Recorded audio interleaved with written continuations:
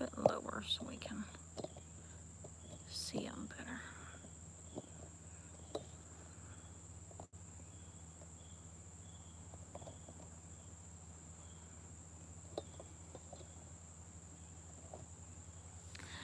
Alright, hi everybody, this is Wolf Branch Homestead.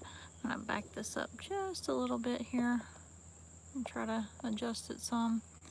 We've got the other feeder back out again. Trying to get my... Yeah, don't want to get angled right here. Let's see, maybe that'll be pretty much good enough.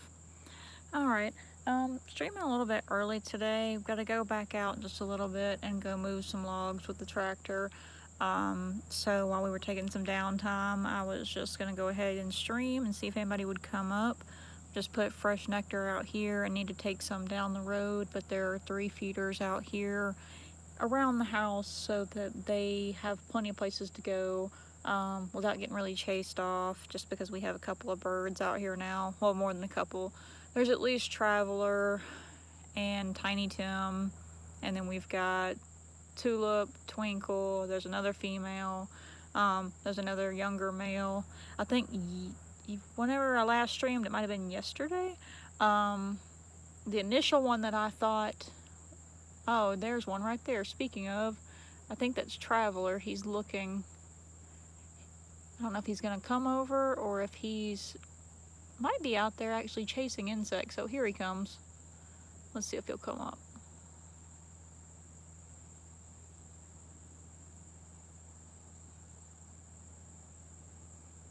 Well, anyways, Traveler just flew up above me. He was over by the crepe myrtle tree, and I don't know if he was looking for bugs or if he was feeding on the flowers, but I will let this go for a little bit and we'll see what hummingbirds will come up and visit. And we've got a better view of them here with the little bar in the middle of this feeder. This is the Hum Blossom. We've got a link for this on Amazon in the description, so if you want to get one for yourself, you can get one. So far, been working very, very well. The hummingbirds took to it very quickly. Very good unobstructed view of them. If you want to get a good look at who's coming to the feeders, there are 3 ports, very small, so if you are only using small amounts of nectar at a time, this is a good option. But I will let them come up to the feeder, and hopefully everybody enjoys and has had a great week and has a great weekend coming up.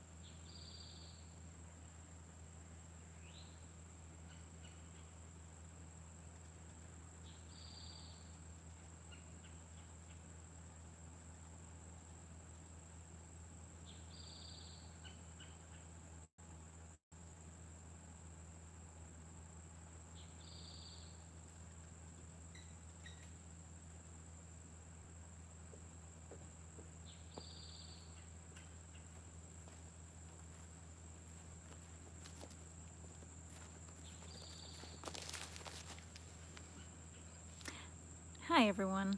I came outside real quick to talk for just a minute, and I'm wearing red, so hopefully they'll come back over and they'll be right here in front of me, about the normal position, about 2 feet away or so from the feeder.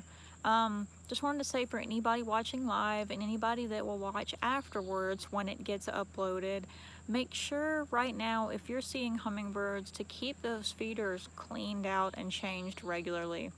For us right now, we're swapping them out daily with fresh nectar and keeping them well cleaned. When it gets really hot like this, for us having 80, 90-degree days where the heat index is sometimes over 100, a lot of humidity for us, your nectar in your feeders will spoil very quickly. And I'm talking about from past experience, unfortunately, where I didn't know any better.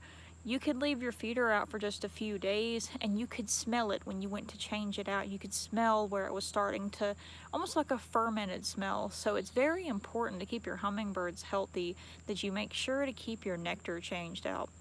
We also follow along with Hummingbird Spot on YouTube, and she has a video about keeping your feeders cleaned, and we were washing them with just soap and water before, so we got to a point where we were cleaning them very regularly, but it, come to find out, was not enough to really keep them clean.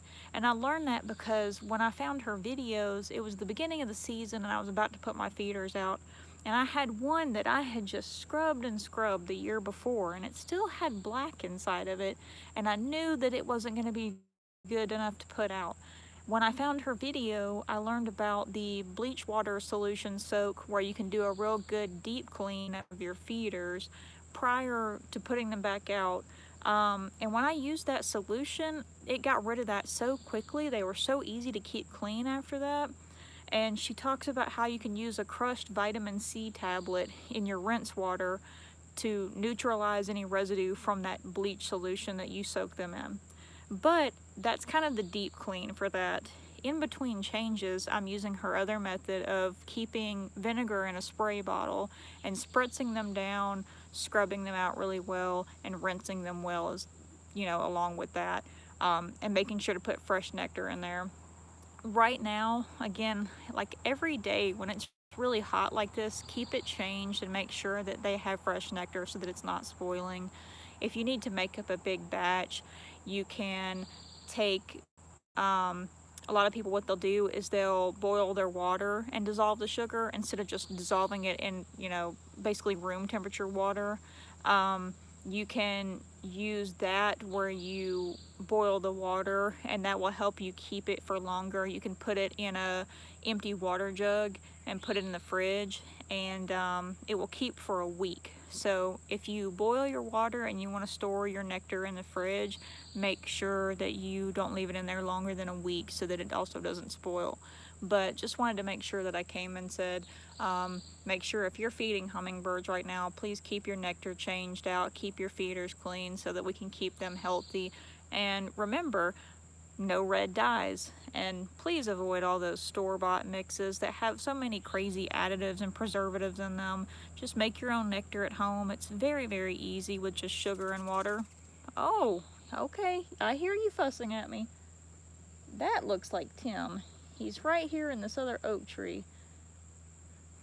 I think, to be honest, I think Tiny Tim has kind of been telling Traveler what to do here lately. He's been very much in charge. He's got the one feeder closest to the house kind of to himself, and he's also been coming over to this one, so he's kind of getting in a prime position to look at everybody, but there's not as much chasing going on as there has been, so it seems like they're kind of adjusting better.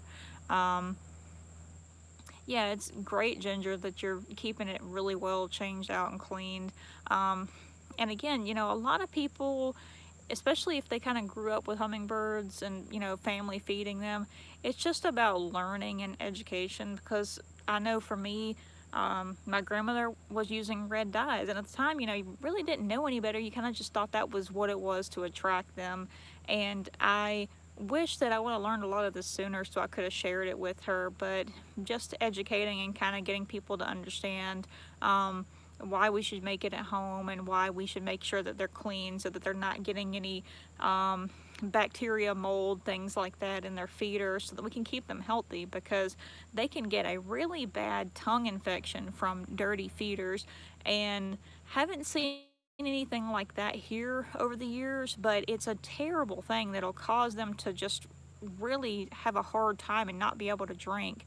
And for kind of with that point there, if you like hummingbirds, you love them, and you still want to support them without putting out a feeder, just plant some really good native hummingbird friendly flowers. Kind of study the things that they take to when they're at your property, native trees and plants, things like that. And especially if you know that you're going to have a hard time really keeping up with feeders, keeping them clean, things like that. And considering that, yeah, and planting flowers for them, that's perfect. And not only that, but if they nest in your area, then planting things that they'll use to make their nesting materials with, things like making sure you leave up some small spider webs for them to use, planting plants that have fuzzy fibers to them. But from experience, like I said, definitely making sure that you have native hummingbird friendly flowers, because a lot of the stuff that they have in the stores is going to be basically bred to be pretty but not really have a lot of high nectar content. And there's a lot of things that just, again, they look good, but they're not going to benefit the hummingbird.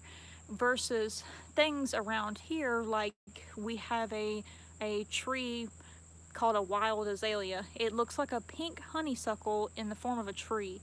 And they really love that. And they love these crepe myrtles that are around here too, even though it's kind of not like a per se native thing, but a lot of things like our wild blackberries, I've seen them go to the blooms there. The wild honeysuckle that grows here, and we did a video on the lyre leaf sage. They really like the lyre leaf sage. They go to that. I'm trying to pull up the chat here so I can see. That's a good idea. I have to look into some more of the nesting things for them here.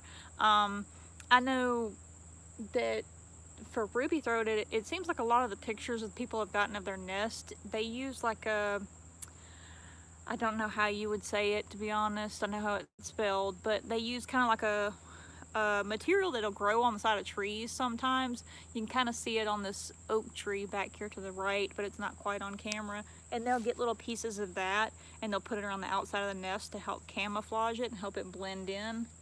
And they'll use stuff like that to kind of, I don't know how it's pronounced and I really don't want to mess it up. So yeah, that's exactly it, Little Homestead. And they use a lot of that to help camouflage it. And then they'll use the spider silk to basically make the nest where it's expandable, so when the babies are growing they have more room, it kind of stretches out, and also it helps kind of hold everything together. So they'll come in with the spider silk all over their bill, and they'll wipe it on the sides to help kind of hold everything intact. It's really neat.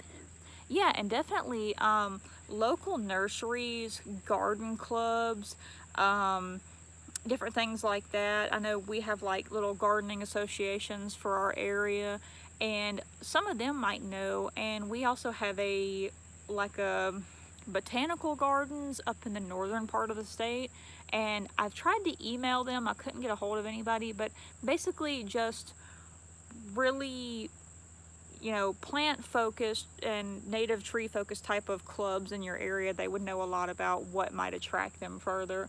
And a lot of the time, if you look up, like say pictures of the species that you have, you could just look up something like ruby-throated hummingbird feeding, and you might get pictures of the hummingbirds at the flowers that they will often go to. So you'll get a good idea of what kind of things that they go to in that area. Yeah, and also I think Audubon has a native plant search on their website as well. So there's different places you can go to try to look up. We on our list was butterfly milkweed, and There's one particular spot down the road that this has grown wild every year, and it's only in one patch, but we often see all the honeybees out there, and I haven't sat out there and been able to watch where, if the hummingbirds come up to it or not. But I know they're going to the other feeders, but I'm kind of interrupting this feeder here. I'm surprised they haven't came up yet, though. They are more apt to do that in the evening times. But again, just wanted to stop in and just say, hey, make sure if you're feeding hummingbirds, if you have the feeders out, remember that they're a responsibility, so make sure you keep them well cleaned and you keep your nectar changed out just to help keep them healthy. And if you don't have feeders out but you're interested in taking care of them and they're in your area, then make sure to plant some hummingbird friendly flowers for them. Look up native plants and trees to your area and see what kind of things that they'll like. And from there, can't really think of anything else much. I'm gonna stream for a little bit longer before I go out there and help with the tractor, and try to think of anything else to add. Other than that, I've kind of updated as far as what all hummingbirds we have here, but I'm gonna go back inside and I'll be on chat. I see ya. Come back to the feeder.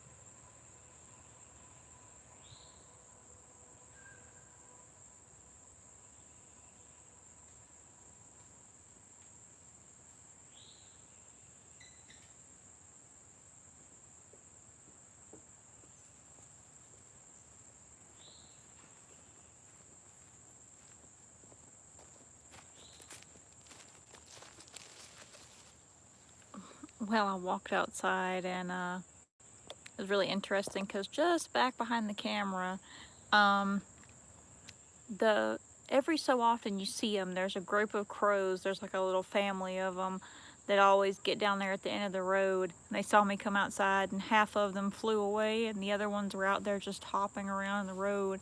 And they always get right in the same place. Not every day, but most of the time. And it's really neat to see them out. And I'm really glad for the most part. Some people will complain about that they get out in their gardens and their fields, but for us, they really don't. Well, come on. Oh, you didn't come over here because somebody else is fussing at you. Well, come on.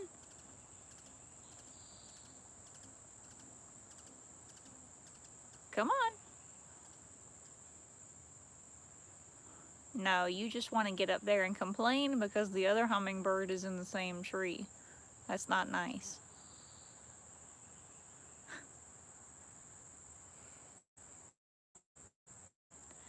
Yeah, they get up there just complaining to each other. Oh, he went around back. He went to the other. All that complaining to her, and you just took off anyways. But yeah, the crows for the most part, they kind of leave the garden around. Hi, good to see you. Yesterday, but I was just about to cut this off for now to go get the battery recharged and to go out here and move some logs with my husband. Um, we have a little sawmill that we've had for goodness gracious, probably 7 or so years now, and we use the sawmill to mill up wood for the shop, the cabin, things like that. We've used the sawmill to build two, basically one full cabin, and we lost that one to a fire, so we started over again, and we did round logs on this one, but we milled up all the wood for the interior and everything, and some of the framework we milled it up with this one. Cut wood for a corn crib for someone that raises a bunch of heirloom corn, built gazebos with it, and we're cutting wood for the inside of the wood shop right now to go on the walls.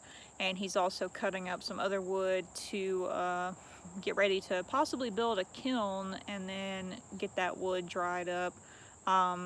So I'm going to go out there and help him move some of this oak wood over there, and possibly some poplar. I'm not sure what he's moving up right now, but I'm going to cut this off for now. And I think she's just up there in the tree looking at me for now. Oh, that's nice. It's always really nice to see them feeding on actual flowers. And oh, you just had to readjust where you were sitting at. Okay. It's always really nice to see them actually feeding on the flowers around where you live at and kind of see what they like. But gonna let them have the feeder back and go out here and go help him move this and go check on everybody, make sure the goats are doing okay. And was gonna show you, I don't think I actually brought it out here last time, but this is the painting that's on Etsy right now of the black-gemmed hummingbird. I'm getting ready to work on some more. I've got all my canvases and everything out. I went and got some more. So let us know what hummingbird species you'd like to see next painted. And this time I'm going to actually start filming it from when I'm actually sketching it out all the way through painting. I just did the painting process last time. But this is trying to get the colors adjusted. This is the painting that's on there now.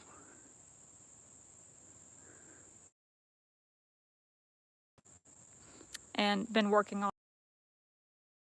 and it's on a frame stretched where you can hang it up without actually seeing any kind of visible hanger on it. But yeah, really excited to kind of start doing these. I actually really haven't painted hummingbirds before, so it was kind of interesting to see how it turned out.